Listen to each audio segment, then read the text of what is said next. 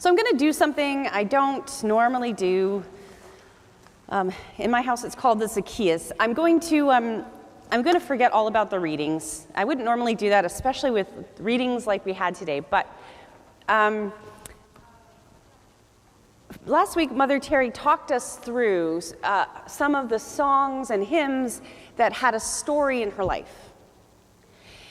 And I'm curious about the songs that have a story in your life. And it may be they're part of your story, songs that are part of your story, and it may be a small part of your story, or it may be a large part of your story. But hymns and songs and music shape us. They become the way we see the world, and they have this very deep place in our hearts. And they are parts of our story. And if you ask me the songs in my story, I can tell you many, many, many. But I have 3 that I wanted to share with you today. Goodness is stronger than evil. Love is stronger than hate. Light is stronger than darkness. Life is stronger than death. Victory is ours, through God who loves us. Victory is ours, through God who loves us. This deceptively simple tune was one that I sang, curled up in a ball, in the bottom of my shower, with the water going over me while I sobbed. It's a simple little song. It was written, the words are by Desmond Tutu, with music by John Bell from the Iona community. And it has its own story. It's a defiant song, a defiant statement of love in the face of hatred and racial violence and injustice. It's a bold statement of hope in the face of fear. It's a determined statement about the God of justice who will always prevail, even in the midst of very dark times. It has its own story. But that day, September 11th, 2001, it became part of my story. When I sat in my shower, curled into a ball, and I just let the water run over me, and I sobbed. Because, you see, that day, I wasn't sure if I believed any of what this deceptively simple song said. I wanted to, and I needed to, but I was overwhelmed by the pain, by the loss of life, by what was coming next. And so I just could do nothing but sing it. And I sang it because I wanted to believe the words. I sang it because I needed to believe the words. I needed to believe that people were at their core good, that God created them and they were good. I needed to believe that life was stronger than death, and I needed to believe that God was in the midst and in the middle of all of this pain and sorrow and grief, and that God was present. And my head and my heart, they weren't there that day, and so I needed the faith of someone else to carry me. And I thought, if Tutu can believe this, that love is stronger than evil, and life is stronger than death in the face of apartheid, then maybe I could as well. And so I just sat there in my bathtub crying and singing. And I did that for weeks, mostly in the shower, but I did that over and over again as a form of prayer and protest, defiance, and ultimately a statement of hope. And I still sing it. In fact, I've sung it a whole lot this week. Many and great, O God, are your works, maker of earth and sky. Your hands have set the heavens skies with stars. Your fingers spread the mountains and plains. Lo, at your word the waters were formed. Deep seas obey your voice. Grant unto us communion with you, O star abiding one. Come unto us and dwell with us.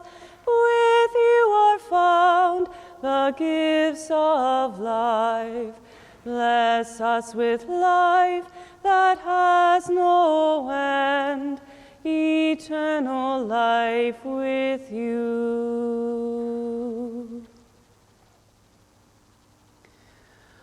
We don't have many Indigenous hymns in our hymnal. We don't sing many. I think this is the only one we have in our hymnal and also in the U.S. hymnal. And I sang it in church on occasion, and I always thought it was this beautiful song about creation and communion, God and everything, everything in God, this deep connection to the created order. But this hymn also has a story. This is a traditional Dakota hymn. So in fact, the words that we sing, the English translation is just that. It's a translation of a Dakota song, a hymn to God. It was written down in the English text by a Métis man named Joseph Renville, who was prominent within the fur trading community. But part of the story of this hymn happened about 20 years after Renville's death, in the midst of the U.S. Civil War, when the Dakota people were reduced to as dependents. They were essentially dependents on the U.S. government by treaties and reserves, and the government was not interested in them. It was in the middle of the war. And so the shipments of food and supplies that they depended on were missing, or when they came, the soldiers had stolen the food, and people were starving, and it was desperate. And they felt that the treaty was broken. And so they began an uprising or a war, depending on which side you were on. And many people died. And in the end, 303 Dakota people were condemned to death. Not treated as prisoners of war as they understood themselves to be, but as murderers. And the Episcopal bishop stepped in. His name was Henry Whipple. He stepped in and he interceded with Abraham Lincoln. And the number was reduced to 39 men. And on the day, one received clemency. So on that day, December 26th, 1862, 38 men were hung. And on the way to the gallows, they sang this hymn. It is the largest mass execution in U.S. history to this day. It is a song of profound trust in the Creator, in the land, but it is also a song of profound sadness and profound hopefulness in the goodness of the Creator, in the Creator who is present in the land. It is a call to live in reconciliation, and each and every time I sing it, it hits very deep in my soul, because it's also part of my story. And again, I had sung it before, but there are times when we sing things, and then there are times when we hear things. And it hit me quite powerfully when I heard the story in seminary, because that whole year I had been surrounded by quite a few Indigenous classmates, and I had made the mistake one morning of saying something or putting my foot in my mouth, and somebody put me in my place. And I was very uncomfortable after that. I didn't want to make a mistake. I didn't know what to do about reconciliation, but I knew I didn't want to make a mistake. I didn't want anyone to be mad at me or hurt, and I was very uncomfortable with the anger and hurt that I was encountering from a community of people. And so instead of engaging, I found myself shying away so that I wouldn't say the wrong thing. I wouldn't do the wrong thing. It was just easier for me to just give a smile and walk on by. And then one day, the story of this song was told. And when I hear this song, when I sing this song, for me, in my story, it's a call to engage, to hear, to ponder, to listen, not to run away from pain and anger, but to sit with it. Because pain is messy and anger is warranted. And I still make mistakes in the way that I try to live into reconciliation, and I am deeply uncomfortable with that, but I still try. And I don't sing the song lightly because it has this heavy place in my heart and it's uncomfortable, and yet that feels appropriate right now. And at its core is always this deep sense of that God in everything, in the creation, the God of hope that lives in all of us. And so I live into that hope. You, Lord, are both lamb and shepherd. You, Lord, are both prince and slave. You, peacemaker and sword bringer, of the way you took and gave. You, the everlasting instant, you who we both scorn and crave. This hymn, which we sing from time to time here, is by a Canadian hymn writer named Sylvia Dunstan, who died, I believe, in 1993, might be 1996, but it was in the 90s from breast cancer. So she died far too young. And while I don't know the story to this hymn, I find that her hymnody, her words, her poetry, touch on questions that I have about who God is. They touch on them very deeply. And I've told the story of this hymn many times before, so I apologize if you've heard this story. But this hymn entered my story, again, in that first year of seminary. It was a very strange time in my life, but I had to write a credo.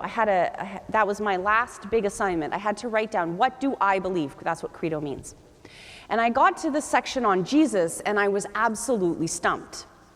Because you see, I'd moved past what Marcus Borg would call the simple Sunday school faith, where I just take things the way they are, into a more historical, critical kind of place, which we all kind of naturally do as teenagers. And I really liked that. It was exciting.